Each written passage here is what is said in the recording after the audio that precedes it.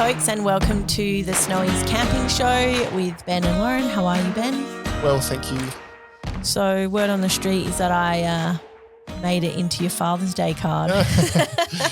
You did. My daughter she made a card for me, a lovely card, and then she's been in this phase of like printing stuff out and cutting it out, like scrapbooking and stuff. Oh, I don't know. There's the K-pop demon hunters and a few other things, and they're like cutting stuff out to make characters, and which is cool. So there's just random bits of paper all over the house, and somewhere along the line, she's obviously gone, "Oh, print out some pictures of Dad and put it in his card." And one of them was a family picture of a hike we were on, and the second one was a cutout of a podcast episode, like the what do you call it, thumbnail that we use for YouTube. Yeah.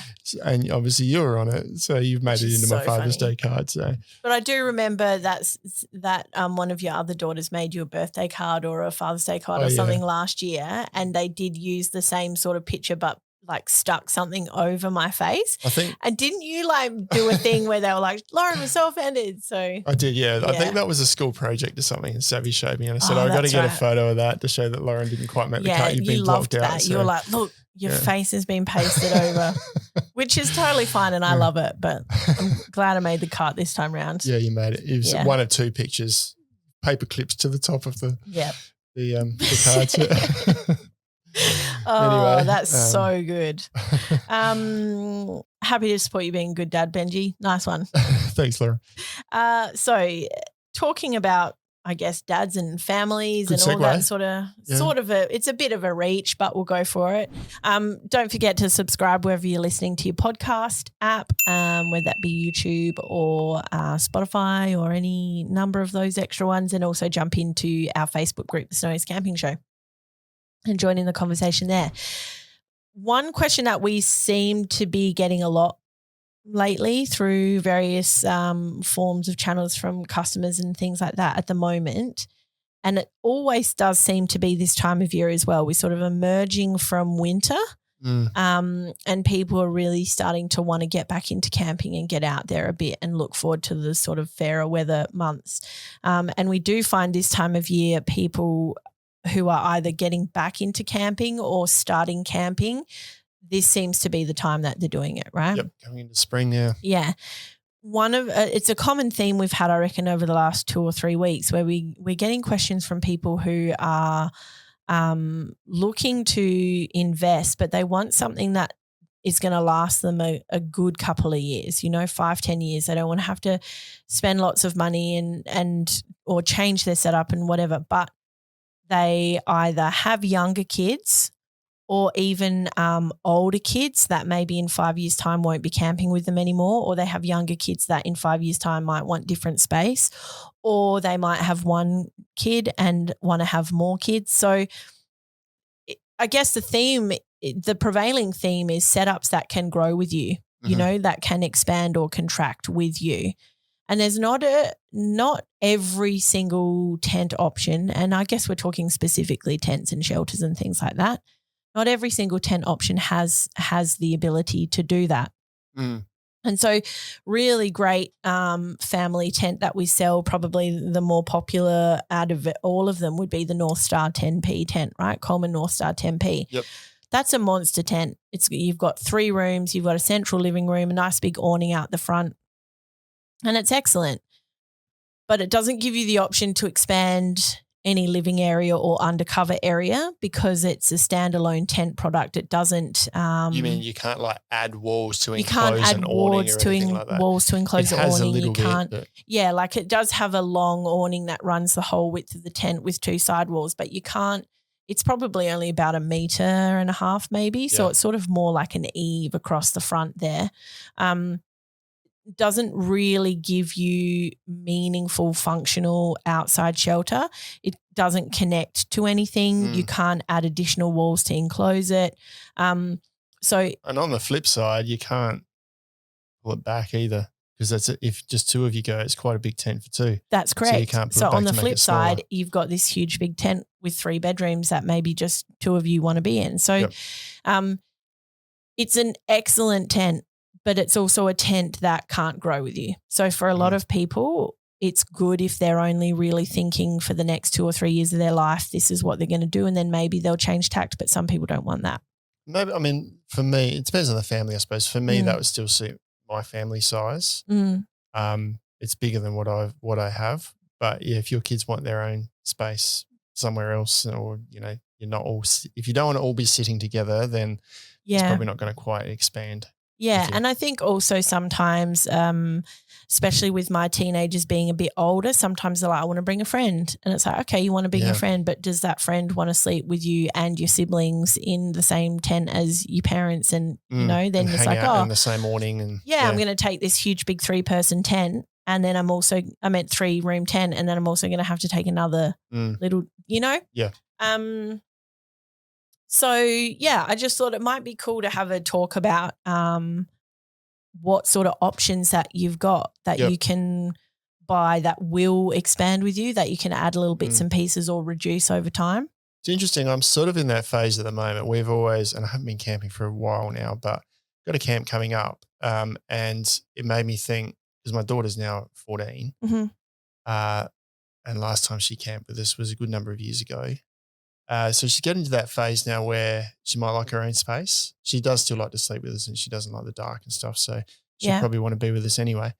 But it made me think, well, what happens if suddenly, you know, we've got an RV5, which was fine for 2 adults and 2 kids. Yeah. Suddenly we're kind of in she's taller than my wife. Yeah. So we've essentially got 3 adults and a kid in there, and my youngest is going to be taller than that soon as well. So suddenly it's a lot squeezier. Yeah. And are we happy doing that? We'll probably will do that, but it'll be interesting because we might come back thinking we need to expand. Yeah. So I have got another 4-person tent that I would probably use to set up next to it. So then that's one way to expand. Because RV5 is good for 2, and you can enclose it and all those sort of things. So yeah, I know you've made some notes here. I'll let you sort of lead it, but I'm it's kind fine. of in that no, phase but it's too, like like that. The RV tent is one of those really great options because, like you said, you've got the RV5 and that fits 4 of you in there. But there's also the options of the 4 and the 3, and they're a little bit smaller footprint. But with the RVs, you can put walls on it. Front walls, side walls. Like you can turn the RV into a 2-room tent if you want. You can even go with something like the RX, which allows you to have a fully enclosed room, including a bucket floor that zips in. The downside with the RX is that all of those additional RV accessories like extension awnings and things like that won't work with the RX. So RX is either a singular room tent or a 2-room tent, and that's about it. Yep. But with the RV, you can put on those side walls. You can put on a front wall. You can put on an awning extension. You can put side awning, ground mesh. So there is a lot of flexibility there where you can just buy the tent and the tent on its own and be perfectly content and happy to camp in that. But then you've got options for not too much extra money, just a couple of $100 maybe, and then you've got yourself a fully completed extra room. Yep. And then going backwards, I've got the RV5, but that will suit 2 as well. Yeah. Because we've got the awning for 2. There's room inside for us to, as we get old and can't sit down, there's room for stretchers and room to stand up in there. So that's kind of moving with us. Yeah. And inversely, you can, even if you did start with the RV5 and you bought all those walls, then you can go backwards, like you've said, and then just end with the RV5 on its own. Yep, that's right. Yeah. And another sort of similar tent that does that is the BlackWolf Turbo range. So the BlackWolf Turbo does have a range of different tent sizes already. Like you can get just the standard like Turbo 240 and 300 that are like a dome tent, instant up style dome tent. You can get a plus version, which is that dome tent with a bit of an extension out the back that's tapered down, so you can tuck your beds more back there where you don't need to stand up and have a bit more living space in the front. But if you didn't want to do that, you can start off with just a smaller square 240, 300. You can also add walls to it. You can add a screen mesh room to the front of it. You can fully enclose that awning area. It can become a 2-room tent. You can also get an awning extension for the turbo tents. The twins and the cabins are kind of a 2-bedroom plus living space tent. And you're stuck with that. But the 200s, the The 240 and 240 and 300s. the 300. If you're all happy sleeping in that one space and you've got, say, a family of 4, you've always got that as a sleeping space that enclose the front awning, as you said, for your dining and living. Yeah. And then if you're just back to 2, then you can just fit 2 inside and you don't need to fully enclose the front for 2. You could sit inside the tent if you needed, if Absolutely. it was raining. So, Yeah. So looking for tents that do give you that flexibility with a lot of optional accessories to either build on the space that the tent provides or reduce the space that the tent provides is always a really good way to start. They do tend to be like the RV and the BlackWolf tents are going to be at a bit of a higher price point, but they're also made with canvas and sort of more heavy duty frames. They're just designed to be more of a touring tent, so they will last you forever. And that's also probably a good point to make. It's like you can add these accessories on because the tent will last you 10 years. Something else just coming to mind too with you start with a smaller tent and then add to it and pull back. There's another benefit to that, which is a slight tangent, but this comes from a friend of mine recently who's got, I think it was the North Star 10. Yeah. And he said he booked a campsite and they were given dimensions for the campsite, and then he had to check the dimensions of the tent to make sure the tent fit on the campsite. Yeah, right. Now, some campsites nowadays, as we squeeze more and more people into sites, are getting smaller and smaller. Yeah. And in some instances, these tents won't fit on those campsites, especially given the footprint might fit, but you've then got guy reps that have got to go outside of that. Starting smaller means you can, yes, we can stay there. We've just got to camp a bit differently because we can't fit our whole setup. We just need to squeeze into this setup. But then in the next site where it's bigger, we can do our whole setup. So yeah, that gives you a bit of flexibility. that is a good point. Yeah. And that's also another good segue into moving to more like of a modular setup where you're not necessarily using accessories to expand on an existing tent, but you're combining multiple structures. So a really simple and sort of cost-effective, affordable way to do that. And also probably leaning a little bit more towards like the Fairweather side or that northern part of the country type camper. You've got like Oztrail gazebos. They have a portico, which allows you to use that classic 3x3 accordion metal steel frame structure and then attach a tent off to one side. And you can attach 4 tents if you want. You can't get in and out of the gazebo then, but you can attach 3 tents. You can attach 2 tents. You can have 2 tents on the right angled corners, or you can have 2 opposing on either side. And in that sense, it gives you a large additional shelter space that you can use individually on its own for a beach trip or park trip, day trips or whatever. But you've also got a sleeping space that you can combine to that. And then when you're talking about caravan parks and site spaces and things, if you've got a really long skinny site, then you can go, portico, gazebo, portico. Yep. If you've got a shorter, squarer site, you can have it set up at a right angle and have space to park your car. Like there's a bit of flexibility there. Yeah. You also have the option of, say, if you're using 2 tent or even just 1 tent, you can chuck a couple of walls on. So there's a lot more flexibility with that modular setup. Important to note there, I think you're right, Fairweather, because you're not going like a completely sealed high waterproof setup there. It's more for, light showers and warmer climates. The portico type of thing is more tend to not have the same level of material and waterhead rating and that same finishing level as you would for like an all year round tent. A single skin as well, so in really cold environments you're going to have condensation issues. So Fairweather. Yep. On top of that, though, then you've got Quest Outdoors with their air gazebo. They've got like an air gazebo. They have brought out a portico that isn't single skin. It's a little bit more closer to a standalone tent. Right. And recently, if you jump on, I can't remember if it's a 2.4 or the 3 meter air gazebo, but recently we had someone who jumped in and posted a review and took photos of their setup and how they've set up the 2 porticos with, and it looks really cool. They've got the opposing side portico, the gazebo in the middle. So you come out of your tent in the morning straight into like a kitchen, family living space. It's open air. Just looks really great to have set up. Yeah, cool. obviously that is going to be, as you've mentioned, a much larger footprint than going for, say, a 3-bedroom tent. But again, you have the option of, if you wanted to, say you've got 2 parents and 2 kids, usually you have 2 porticos and a gazebo, you're going to a smaller campsite. Hey guys, we're all just going to squeeze into this one sleeping space for this trip. You've still got your gazebo that you can attach to it. And the attachments is all like waterproof and weatherproof as well. Or if it's just 2, you don't need to take both attachments. Yeah. Yeah. And then that obviously moves on to more of a tent and shelter-based combo, which is Zempire.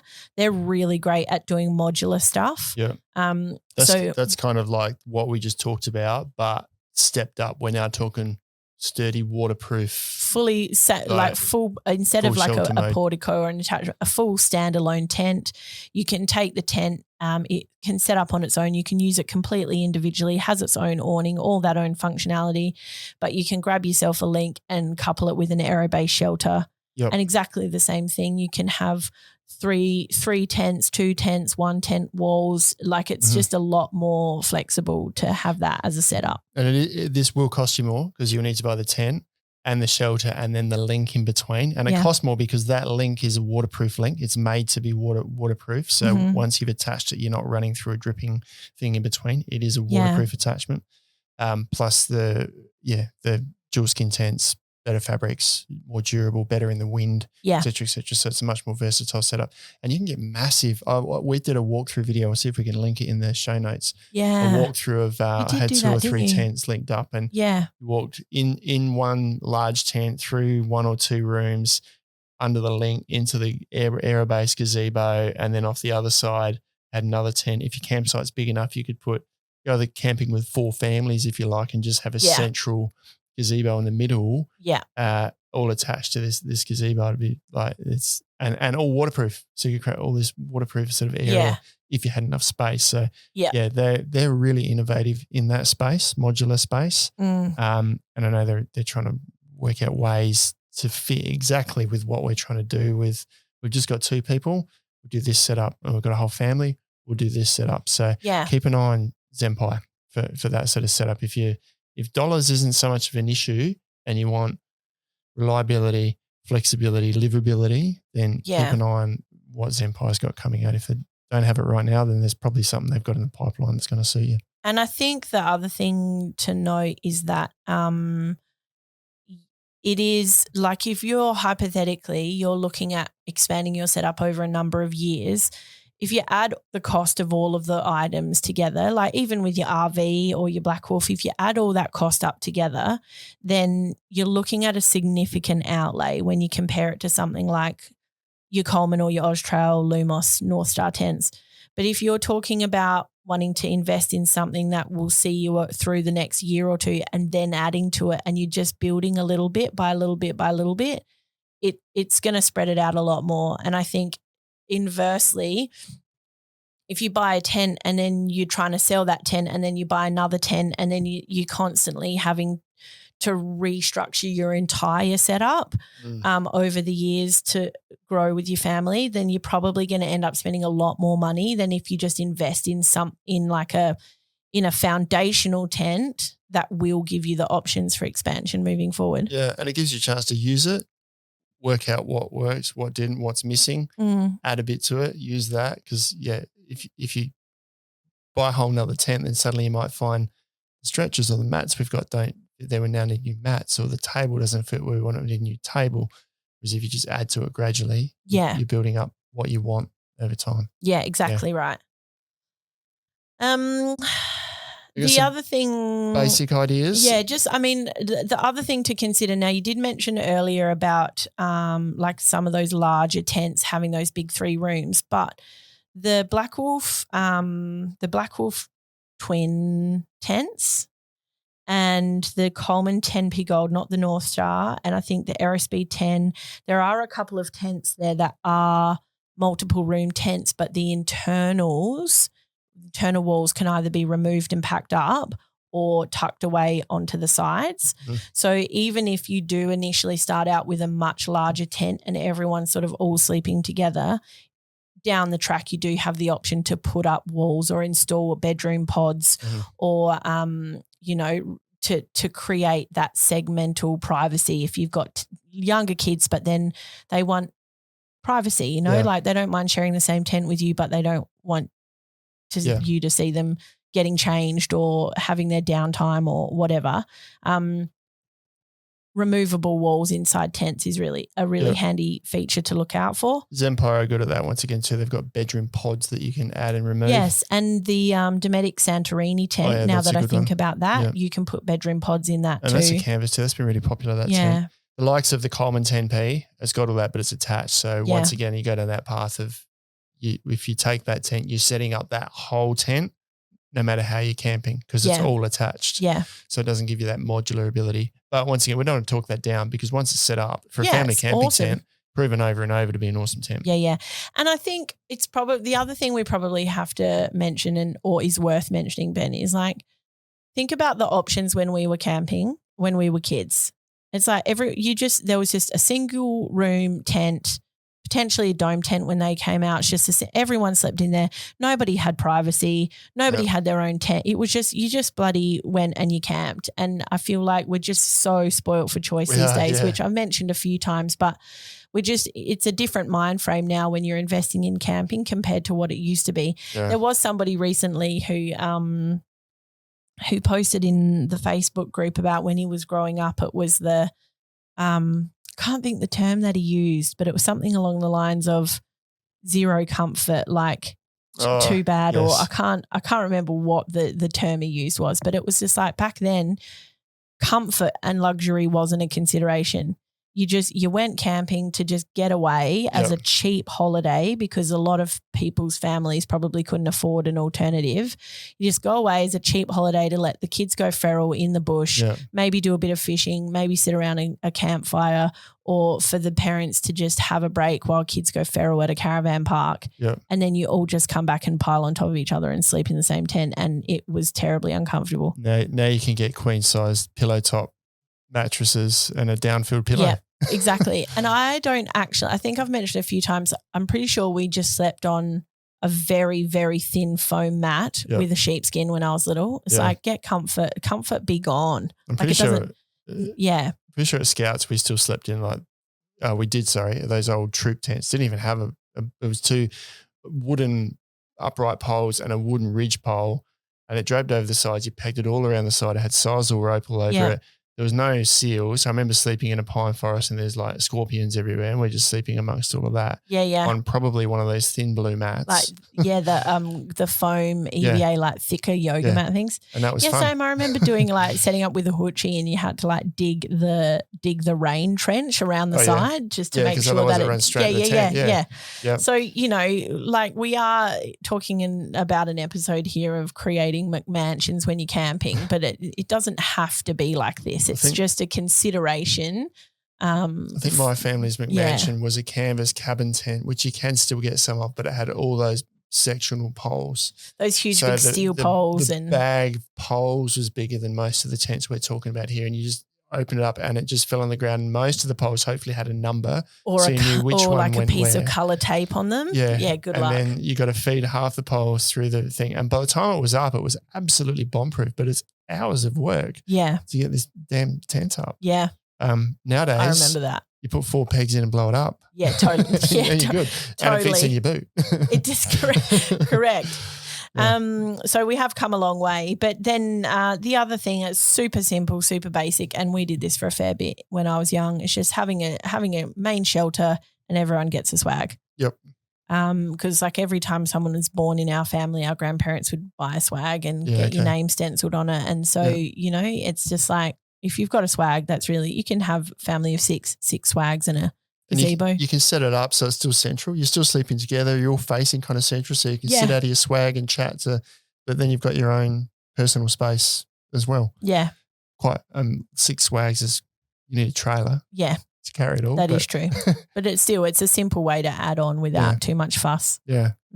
That's cool. So obviously the people who are asking are very much, I'm thinking family people who are like, we want to go camping and have started to put things in their cart, hopefully on the Snowies website, and gone, geez, this is going to cost a fair bit. And rightly so, working out how do I buy once and buy right. Yeah. There's not a right answer, but hopefully that's given some guidance. Yeah, and I'm curious to know other people's thoughts. Like if you're listening to the podcast and your time of family camping is over, what would you have done differently, or what would you do again? If you are currently in the thick of family camping, how do you make your setup work for you long term, or is that even something that doesn't bother you? Do you not mind of maybe having to sell a tent and downgrade or something in the future? But there's a benefit to that. There is a benefit. Tent. It's pretty exciting. Get a dopamine hit. We get to buy something new. Yep. Yeah, Always good works fun. for me. Yeah. We'd be happy with that. It's nice. For sure. Keep buying new tents. That's Keep buying fine. new tents. Yeah. Keep us in business, guys. We'll talk to you about what's cool about the next tent. We love it. Yeah, for sure. Awesome. All right. Well, thanks so much for joining us. Yeah. We'll see you again next time. See you again. Catch you later.